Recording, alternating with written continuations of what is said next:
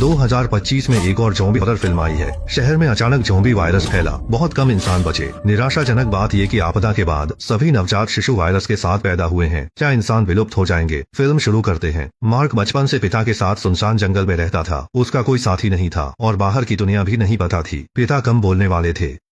पिता ने मार्क को दो बातें सिखाई, जंगल के बाहर ज़ॉम्बी है और बचे हुए इंसान उनसे भी क्रूर हैं। दिन में पिता शिकार पर जाते, मार्क को अपनी रक्षा के लिए पिस्तौल देते। मार्क ने बचपन गाने सुनने और किताबें पढ़ने में बिताया। उसकी कहानी की किताब घिस चुकी थी पर वह उससे कभी नहीं उबा। किताब में एक जादूगरनी परी थी जिसके हाथ पर बचपन से ही निशान था। मार्क को लगता था कि यह जादू और उसका नाम दोनों दर्शाता है। एक दिन जंगल में घूमते हुए उसे एक जिन का आरवी कैंपर मिला। उसे लगा अंदर कोई है, इसलिए पास नहीं गया और वह उत्सुकता से भरा था। उसे लगा कि दूसरे इंसान उतने बुरे नहीं हैं जितना पिता कहते थे। अगली सुबह मार्क पानी भरने के बहाने फिर से आरवी कैंपर में गया। गाड़ी के पास हिम्मत जुटाकर वह चुपचाप अंदर गया। रोजमर्रा की चीजें करीने से रखी थीं, बच्चों के खिलौने भी थे, जिससे लगा यहाँ कोई रहता है। अचानक अंधेरे में एक परछाई दिखी। मार्क डर गया पर देखा तो वह भी एक बच्चा ही था। दूसरे की दोस्ती महसूस कर मार्क सावधान रहना छोड़ देता है और खुद ही हेडफोन निकालकर साझा करता है। शुरू में लड़का भी चौंक था। सुंदर संगीत सुन वह भी मुस्कुराने लगा। दोनों हम उम्र बच्चे तुरंत घुल मिल गए। मिकी नासमझ था पर सच्चा था। बिछड़ने से पहले उसने अपना प्यारा खिलौना मार्क को दिया। लौटते समय मार्क को लगा कोई उसे घूर रहा है। वह जंगल में छिपना चाहता था और एक बंदूक पकड़े हुए महिला ने उसे रोका। पर जब उसने मार्क की गोद में खिलौना देखा, उसका रवैया दोस्ताना हो गया। उसने मार्क को प्यार से जल्दी घर जाने को कहा और जंगली फल का एक पैकेट भी दिया। मार्क महिला की पहचान समझ गया, वह मिकी की माँ थी। माँ बेटे के आलिंगन से मार्क को अजीब ईर्ष्या हुई। घर लौटकर उसने खिलौना छिपाया और पानी लाना भूल गया, जिस पर पिता ने उसे डांटा। मार्क अनजान था और वह पिता के पास गया, उन्हें गले लगाया और तुरंत ही उसे कठोरता से धकेल दिया गया। अगले कुछ दिनों में मार्क मिकी की माँ से कई बार मिला। उनकी अनूठी कोमलता ने उसे अपनी माँ की ओर भी ज्यादा याद दिलाई। रात के खाने पर उसने हिम्मत जुटाकर पूछना शुरू किया, तुम्हारी माँ को क्या हुआ? हालांकि पिता खामोश रहे। मार्क पूछने से डरता था तो खिड़की के पीछे से देखा कि पिता बाहर छिपकर वीडियो देख रहे थे। अगली सुबह पिता शिकार के लिए निकले। अचानक अजीब सी दहाड़ और गोलियों की आवाज सुनी। कुछ गलत होने का एहसास होने पर उन्होंने बेटे को छिपने को कहा और फिर बंदूक लेकर जांचने दौड़े। मार्क झाड़ियों में छिप गया और उसने मिकी की माँ को देखा। घायल माँ पास बैठी थी। हालांकि तुरंत ही पिता बंदूक लिए बढ़े। यह देख मार्क डर गया। उसने पिता को इतना क्रूर सोचा न था। वह घर भागकर सोने का नाटक करने लगा। पिता घर आए तो चिड़चिड़ाने लगे, बार बार कहने लगे वे आ रहे हैं। मार्क ने पहले भी पिता को ऐसा देखा था। वह हेडफोन लगाए बैठा रहा जैसे कुछ हुआ ही न हो, पर उसकी जिज्ञासा बढ़ रही थी। पिता के सोते ही उसने चुपके से पिता का देखा हुआ वीडियो रिकॉर्डर में परिवार के खुशहाल पल थे। तब मार्क का जन्म नहीं हुआ था और उसकी एक बहन थी।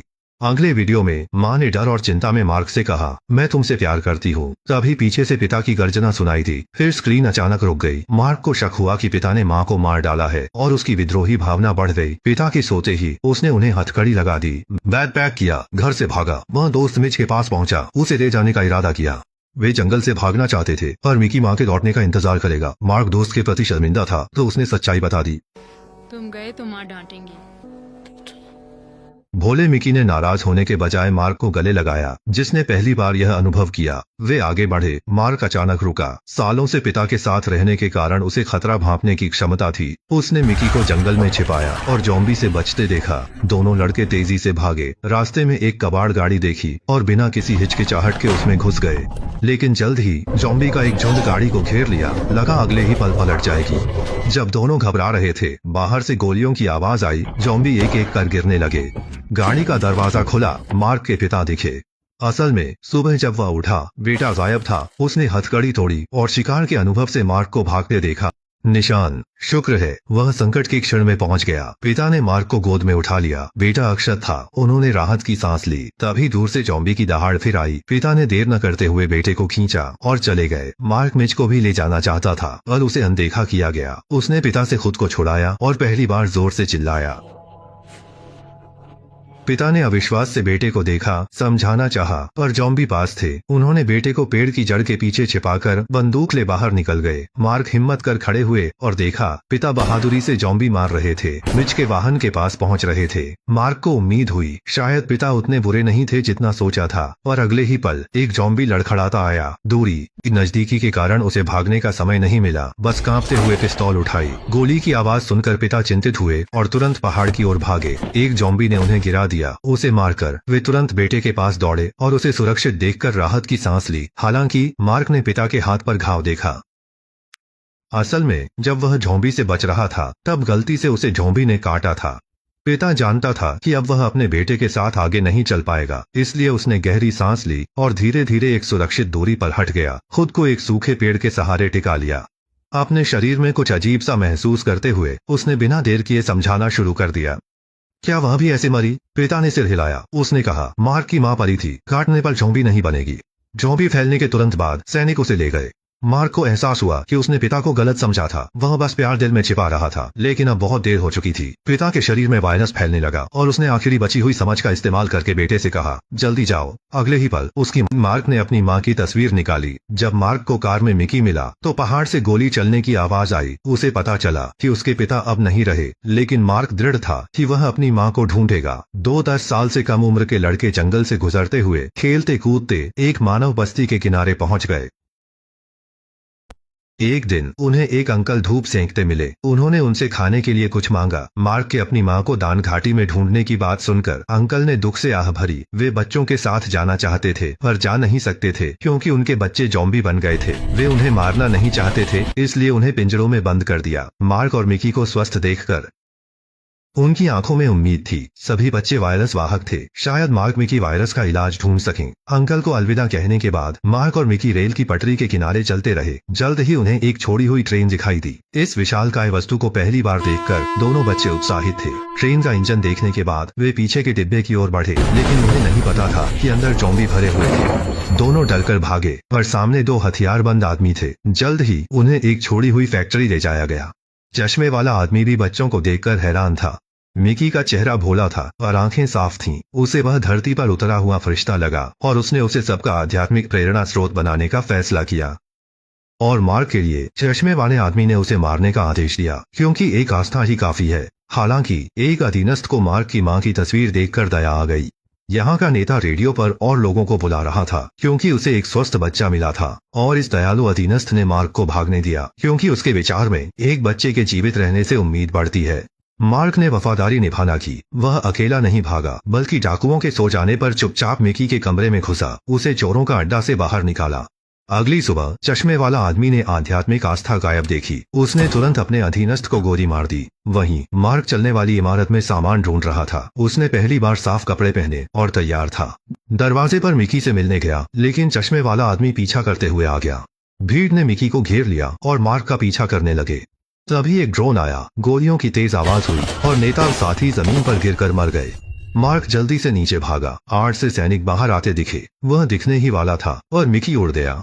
उसने उसे न आने का इशारा किया। तभी एक सैनिक मार्क की ओर बढ़ने लगा। महत्वपूर्ण क्षण में मिकी ने पिस्तौल उठाकर सिपाहियों का ध्यान खींचा। हालांकि उसकी मौत ने सिपाहियों को खोजना बंद करवा दिया। मार्क असहाय होकर जमीन पर बैठ गया। पिता के बाद उसने अपना इकलौता दोस्त भी खो दिया। मार्क को पिता की चेतावनी याद आई कि मानव उत्तरजीवी जॉम्बी से भी खतरनाक होते हैं। कोई कोलेस्ट्रॉल नहीं, न कोई दयालु शक्तिशाली परी। लड़के ने गुस्से में परियों की कहानी की किताब फाड़ दी।